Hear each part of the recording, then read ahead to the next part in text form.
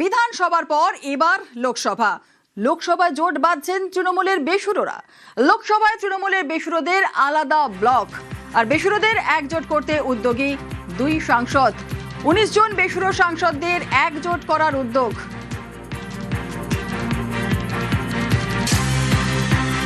সরাসরি কথা বলবো নিউজ রুম থেকে, কমলিকা সেনগুপ্ত রয়েছেন। সরাসরি কমলিকার সঙ্গে কথা বলবো। কমলিকা, বিধানসভায় তৃণমূলে নব তৃণমূল হয়ে গেছে, আর এবার কি তবে লোকসভায়? এবার লোকসভাতে বেসুরোরা একজোট হওয়া শুরু করেছে, যেটা আমাদের কাছে খবর আসছে, এবং এই একজোট হওয়ার পেছনে দুজন সাংসদ রয়েছে।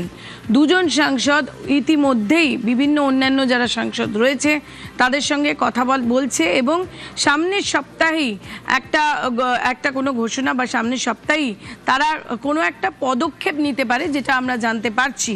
এবং আমরা একবার মনে করিয়ে দিই যে তৃণমূল কংগ্রেসের 2024-এ তখন যারা জেতে লোকসভায় তাদের 29 জন এমপি তারা পেয়েছিলেন।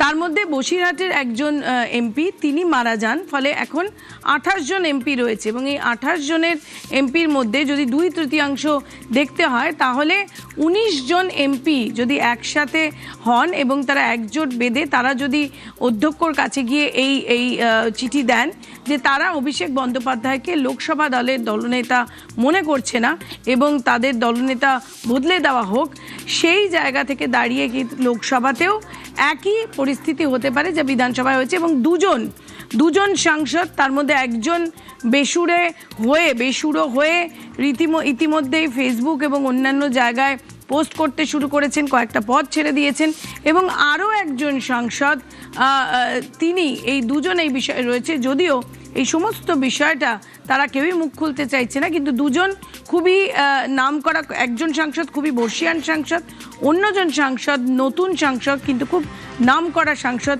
এমনটাই আমরা জানতে পাচ্ছি। একেবারে কমলিকার সঙ্গে থাকো। আর আমাদের অপর প্রতিনিধি অর্থাৎ আবির ঘোষাল রয়েছে, সরাসরি আবিরের কাছে চলে যাব। আবির, লোকসভায় কবের মধ্যে তাহলে বেসুরোরা একদল হবে?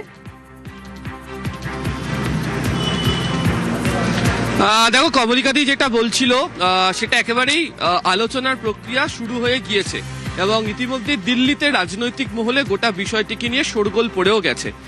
গত দুদিন ধরে যে সংসদীয় দলের মধ্যে আভ্যন্তরীণ যে একটা দূরত্ব তৈরি হয়ে গিয়েছে, এই বিষয়টি তৃণমূলের শীর্ষ নেতৃত্বের কানেও পৌঁছেছে। যদিও তারা এই বিষয় নিয়ে সরাসরি কোনো মন্তব্য করতে চাইছে না, বা বলা ভালো, তারা বোঝানোর চেষ্টা করছে যে কোথাও এই ধরনের কোনো ঘটনা ঘটছে না।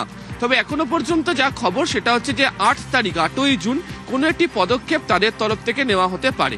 কিন্তু 8ই জুন কেন তারা এই পদক্ষেপটা নিতে চান, তার কারণ হচ্ছে সেদিনকে INDI এর একটা বৈঠক রয়েছে, এবং সূত্রের খবর সেই বৈঠকে মমতা বন্দ্যোপাধ্যায়, অভিষেক বন্দ্যোপাধ্যায় তারা দুজনেই যোগ দেবেন, এবং তাদের দলের একাধিক সাংসদদেরকেও তারা সেখানে উপস্থিত থাকতে বলেছেন।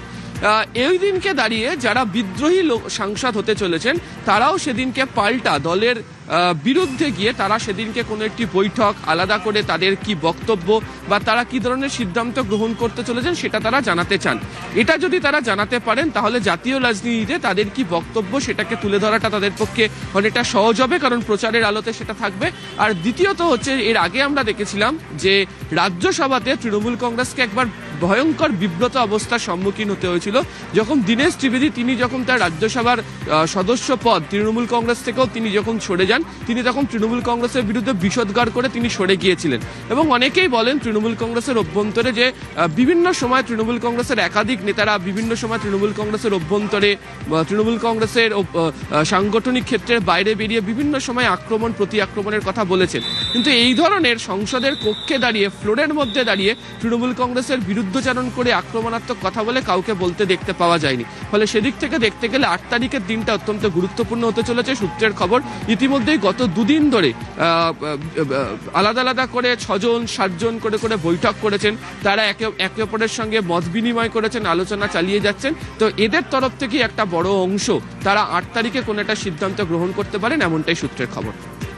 একেবারে। আর এই বিষয় নিয়ে আমরা সরাসরি কথা বলবো, আমাদের প্রতিনিধি মৈত্রেয়ী রয়েছে নয়াদিল্লি থেকে, সরাসরি চলে যাব মৈত্রেয়ীর কাছে। মৈত্রেয়ী, বেসুরোদের এই মুহূর্তে দিল্লিতে ঠিক কতটা তৎপরতা দেখছো?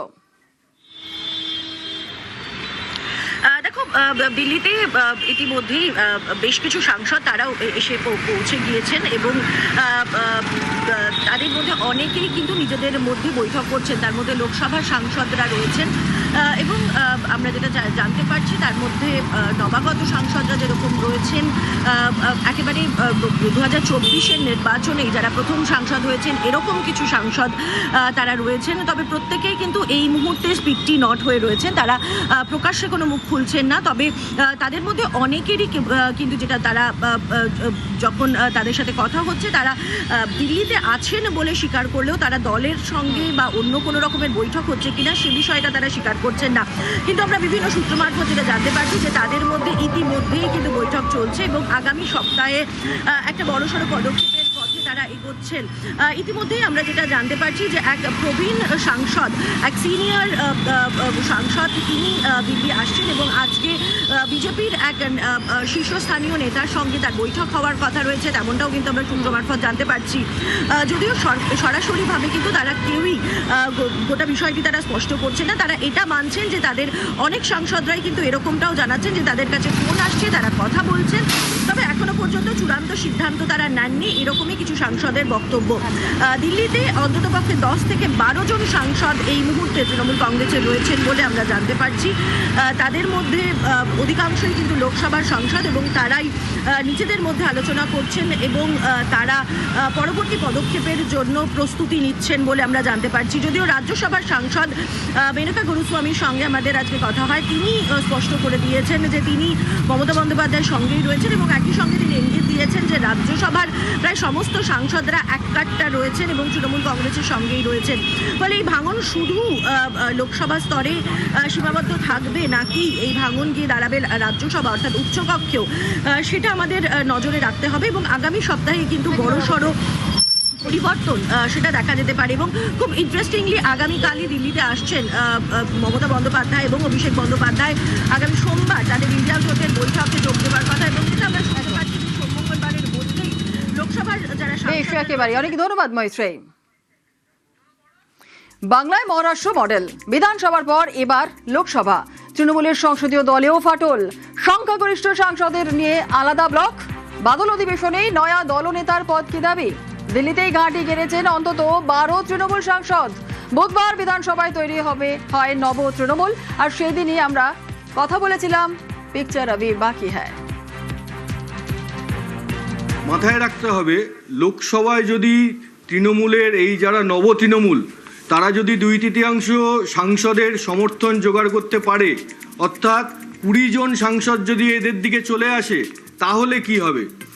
তাহলে যেটা হবে, বিধানসভায় যেমন শোভনদেব চট্টোপাধ্যায় বিরোধী দলনেতা হতে পারলেন না, তেমনি বিরোধী দলনেতা হলেন ঋতব্রত বন্দ্যোপাধ্যায়, তেমনি লোকসভায় এই নব তৃণমূলেরই কেউ লোকসভায় তৃণমূলের দলনেতা নির্বাচিত হবেন এবং লোকসভায় এখন তৃণমূলের যিনি দলনেতা সেই অভিষেক বন্দ্যোপাধ্যায়ের হাতে কিন্তু ওই পদ আর থাকবে না। এর পরের যেটা প্রশ্ন সেটা হচ্ছে মহারাষ্ট্র মডেল। সেটা হচ্ছে আমরা 2-3 দিন ধরেই সবার আগে থেকেই বলছি যে এই রাজ্যে কি এবার মহারাষ্ট্র মডেল দেখা যাচ্ছে। সেই মহারাষ্ট্র মডেলে কি ঘটেছিল? মহারাষ্ট্র মডেলে যেটা হয়েছিল যে 2টি আঞ্চলিক দল ভেঙে গেছিল। শিবসেনার মুখ ছিলেন, নেতা ছিলেন উদ্ধব ঠাকরে, তারপর দেখা গেল দলটা ভেঙে গেল, শিবসেনা একনাথ শিন্ডের হাতে ক্ষমতা চলে গেল। ঠিক একইভাবে এনসিপিও তো কিন্তু ভেঙেছিল।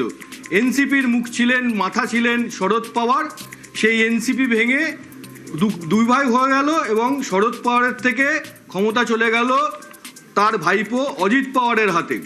এই মহারাষ্ট্র মডেলই এবার বাংলায় হতে চলেছে বলে মনে করা হচ্ছে। বিধানসভায় নব তৃণমূল, লোকসভাতেও যদি নব তৃণমূল হয়ে যায় তাহলে কি হবে? তৃণমূল দলটির নাম ও প্রতীক কাদের কাছে থাকবে? সবারই প্রশ্ন, তৃণমূল দলটা কি থাকবে? মমতার হাতে কি তৃণমূল দলের নামটাই যে তৃণমূল এই নামটা থাকবে? তৃণমূলের যে প্রতীক জোড়াফুল এইটা কি থাকবে মমতার হাতে, নাকি এটাও তিনি হারাবেন? এটা কিন্তু শুধুমাত্র 2/3 সাংসদ একসঙ্গে হলেই হবে না। আচ্ছা, কেন বলছি? প্রথমে কি হচ্ছে যে বিধানসভায় 2/3 বিধায়ক এক জায়গায় হলো, নব তৃণমূল বিরোধী দলনেতা হয়ে গেল, তার সঙ্গে এবার যদি ধরে নিই লোকসভাতেও এমনটা ঘটলো, সেখানেও হলো, এরপর যদি দলের নাম এবং প্রতীক পেতে হয় একই প্রতীক, মানে নামটা হবে তৃণমূল এবং প্রতীক হবে জোড়া ফুল, এটা যদি এই নবতৃণমূলকে পেতে হয় তাহলে তাদের নির্বাচন কমিশনের কাছে যেতে হবে, গিয়ে আর্জি জানাতে হবে, তাদের বলতে হবে যে আমাদের সঙ্গেই সংখ্যাগরিষ্ঠ জনপ্রতিনিধি অর্থাৎ বিধায়ক, সাংসদ, তারপর কাউন্সিলর এরা রয়েছেন, দলের যারা দায়িত্বপ্রাপ্ত পদাধিকারী নেতা তারা রয়েছেন, এবং সর্বস্তরেই দেখা যাচ্ছে দলের যারা নেতারা কাজকর্ম করেন তাদের সমর্থন তাদের সঙ্গে রয়েছে। এইটা যখন নির্বাচন কমিশনের কাছে তারা দাবি করবেন, নির্বাচন কমিশন সেই তাদের দাবির সপক্ষে নথি দেখবেন, সই দেখবেন, এবং এটাও দেখবেন তৃণমূলের যে সংবিধান রয়েছে সেই সংবিধানে কি লেখা রয়েছে সেটাও খতিয়ে দেখবেন। এই সব কিছু খতিয়ে দেখে যদি দেখা যায় যে নব তৃণমূল তাদের দাবির সপক্ষে যথেষ্ট প্রমাণ নথি দিতে পারছেন, সবাইকে জড়ো করতে পারছেন এক জায়গায়, তাহলে তাদের হাতেই চলে যাবে তৃণমূল দলটা, এই যে তৃণমূল নামটি এবং তৃণমূল প্রতীকটি। সেদিন মমতা বন্দ্যোপাধ্যায় তার দলও হারাবেন, তার দলের প্রতীকও হারাবেন।